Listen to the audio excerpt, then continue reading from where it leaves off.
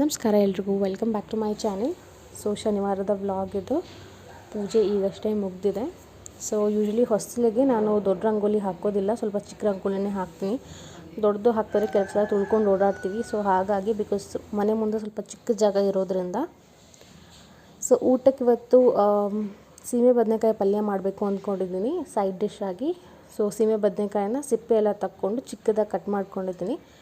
ಒಂದು ಪಾತ್ರೆಗೆ ಸ್ವಲ್ಪನೇ ನೀರು ಹಾಕಿ, ಅಂದರೆ ಸೀಮೆ ಬದನೆಕಾಯಿ ಮುಳುಗುವಷ್ಟು ನೀರು ಹಾಕಿ ಬೇಯಿಸ್ಕೊತಾ ಇದ್ದೀನಿ. ಇದಕ್ಕೆ ನೋಡಿ ಸ್ವಲ್ಪ ಉಪ್ಪು ಹಾಕ್ತಾಯಿದ್ದೀನಿ. ಸ್ಟಾರ್ಟಿಂಗಲ್ಲಿ ನಾವೇನಾದ್ರು ಉಪ್ಪು ಮಿಸ್ ಮಾಡಿದರೆ ಲಾಸ್ಟಲ್ಲಿ ಒಗ್ಗರಣೆ ಮಾಡ್ಕೊಬೇಕಾದ್ರೆ ಹಾಕ್ಕೊಬೋದು. ಸೊ ತುಂಬ ಚೆನ್ನಾಗಿರತ್ತೆ ಒಂದು ಸೈಡ್ ಡಿಶ್ ಆಗಿ. ಆ್ಯಂಡ್ ತುಂಬ ಬೇಗ ಬೇಯಿಸೋ ಕುಕ್ಕರಲ್ಲಿ ಹಾಕೋ ಅಗತ್ಯ ಇಲ್ಲ. ನೋಡಿ ಆಲ್ಮೋಸ್ಟ್ ಬೆಂದಿದೆ. ಸೊ ಇವಾಗ ನೀರೆಲ್ಲ ರಿಮೂವ್ ಮಾಡ್ಕೊತೀನಿ. ಇದೇ ಪಾತ್ರೆಗೆ ಇವಾಗ ನಾನು ಸ್ವಲ್ಪ ಎಣ್ಣೆ ಹಾಕ್ಕೊತಾ ಇದ್ದೀನಿ.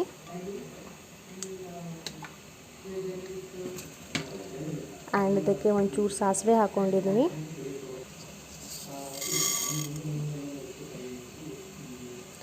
ಆ್ಯಂಡ್ ಉದ್ದಿನಬೇಳೆ ಹಾಕ್ಕೊತಾ ಇದ್ದೀನಿ. ನನಗೆ ಬೇಕಿದ್ರೆ ಕಡಲೆಬೇಳೆ ಕೂಡ ಹಾಕ್ಕೊಬೋದು, ಒಂದು ಅರ್ಧ ಸ್ಪೂನ್. ನಾನು ಉದ್ದಿನಬೇಳೆ ಯೂಸ್ ಮಾಡ್ತಾಯಿದ್ದೀನಿ. ಆ್ಯಂಡ್ ಸ್ವಲ್ಪ ಕರಿಬೇವು, ಚಿಕ್ಕದಾಗಿ ಕಟ್ ಮಾಡಿರೋ ಈರುಳ್ಳಿ ಹಾಕ್ಕೊತಾ ಇದ್ದೀನಿ. ಆಮೇಲೆ ಮೆಣಸಿನ್ಕಾಯಿ ನಾನು ಸ್ವಲ್ಪ ದೊಡ್ಡದಾಗೆ ಕಟ್ ಮಾಡ್ಕೊಂಡಿದ್ದೀನಿ. ಸೊ ಇದನ್ನು ಹಾಕಿ ಸ್ವಲ್ಪ ಫ್ರೈ ಮಾಡ್ಕೊಬೇಕು.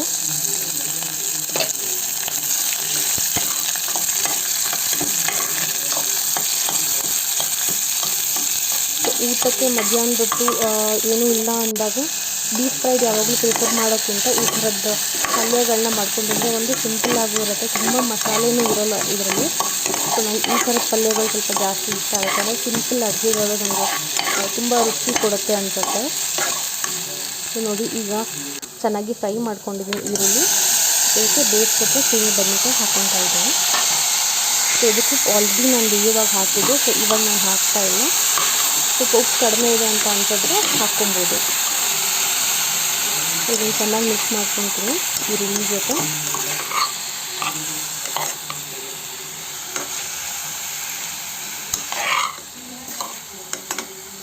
ಚೆನ್ನಾಗಿ ಮಿಕ್ಸ್ ಎಲ್ಲ ಮಾಡ್ಕೊಂಡ್ಮೇಲೆ ಇದಕ್ಕೆ ಲಾಸ್ಟಲ್ಲಿ ನಾವು ಕೊತ್ತಂಬರಿ ಹಾಕ್ಕೊಬೋದು, ಚೆನ್ನಾಗಿರುತ್ತೆ.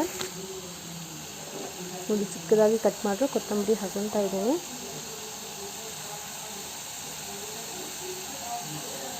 ಸೊ ಇದನ್ನು ಸ್ವಲ್ಪ ಮಿಕ್ಸ್ ಮಾಡ್ಕೊತೀನಿ ಇವಾಗ. ನೆಕ್ಸ್ಟ್ ಇದಕ್ಕೆ ಹಸಿ ತೆಂಗಿನ ತುರಿ ಹಾಕ್ತೀನಿ. ತೆಂಗಿನ ತುರಿ ಇಷ್ಟ ಇಲ್ಲ ಅನ್ನೋದು ಬಿಡ್ಬೋದು, ಬಟ್ ತೆಂಗಿನ ತುರಿ ಹಾಕಿದ್ರೆ ಸ್ವಲ್ಪ ಒಳ್ಳೆ ಫ್ಲೇವರ್ ಮತ್ತು ಟೇಸ್ಟ್ ಎರಡೂ ಕೊಡುತ್ತೆ. ಸೊ ಊಟದ ಜೊತೆ ಈ ಥರದ್ದು ಸಿಂಪಲ್ ಆಗಿರೋ ಪಲ್ಯಗಳು ತುಂಬ ರುಚಿ ಕೊಡುತ್ತೆ. ನಾನು ಹೇಳಿದ ಹಾಗೆ ಇದೊಂದು ಸಿಂಪಲ್ ರೆಸಿಪಿ. ಹೋಪ್ ನಿಮಗೆ ಈ ರೆಸಿಪಿ ಇಷ್ಟ ಆಗಿದೆ ಅಂತ ಅಂದ್ಕೊತೀನಿ. ಬಿಕಾಸ್ ನಂಗೆ ತುಂಬ ಮಸಾಲೆ ಇರೋ ಅಡುಗೆಗಳು ನನಗೆ ಅಷ್ಟು ಇಷ್ಟ ಆಗೋದಿಲ್ಲ. ನೋಡಿ ತುಂಬ ಟೇಸ್ಟಿಯಾಗಿರುವಂಥ ಒಂದು ಪಲ್ಯ ರೆಡಿ ಆಯಿತು ತುಂಬ ಕಡಿಮೆ ಟೈಮ್ನಲ್ಲಿ. ಸೊ ನಾನಿದು ಮಧ್ಯಾಹ್ನದ ಊಟಕ್ಕೆ ಪ್ರಿಪೇರ್ ಮಾಡ್ಕೊಂಡಿದ್ದು.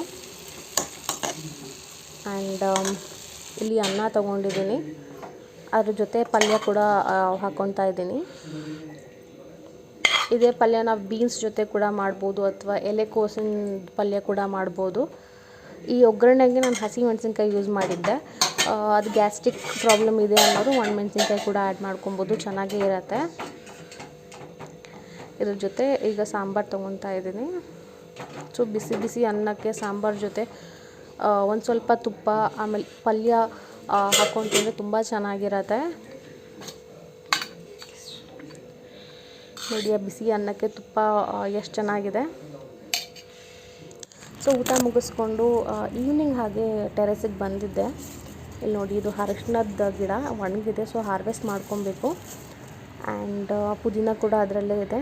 ಪಕ್ಕದಲ್ಲಿ ಬದನೆ ಗಿಡ ಇರೋದು. ವೈಟ್ ಮಿಲಿಬಗ್ಸ್ ಅಟ್ಯಾಕ್ ಜಾಸ್ತಿ ಆಗಿತ್ತು. ಸೊ ಗಿಡ ಏನಿಗೆ ರಿಮೂವ್ ಮಾಡ್ಕೊಳ್ಳೋಣ ಅಂತ ನಾನು ಸುಮ್ಮನೆ ಆದೆ. ಮತ್ತು ನೀಮ್ ಆಯಿಲ್ ಏನೂ ಸ್ಪ್ರೇ ಮಾಡಲಿಲ್ಲ. ಆ್ಯಂಡ್ ಇದು ಪಾಲಕ್ ಸೊಪ್ಪು ಒಂದು 3-4 ಸಲ ಹಾರ್ವೆಸ್ಟ್ ಮಾಡ್ಕೊಂಡಿದ್ವಿ. ಇದು ಕಿಚನ್ ವೇಸ್ಟಲ್ಲಿರುವಂಥ ಟೊಮ್ಯಾಟೊ. ಹಾಗೆ ಸೀಡ್ಸ್ ಇರುತ್ತಲ್ಲ ಅದರೊಳಗೆ ಜರ್ಮಿನೇಟ್ ಆಗುತ್ತೆ ಅದು. ಆ್ಯಂಡ್ ಈರುಳ್ಳಿ ಇದು ಮೊಳಕೆ ಬಂದಿತ್ತು, ಅದು ಹಾಕಿದ್ದೆ, ತುಂಬ ಚೆನ್ನಾಗಿ ಬಂದಿದೆ ಅದು ಕೂಡ. ಆ್ಯಂಡ್ ಇಲ್ಲೊಂದು 5 ಟೊಮ್ಯಾಟೊ ಆಗಿದೆ, ಅದರಲ್ಲಿ ಒಂದು ಹಣ್ಣಾಗಿದೆ.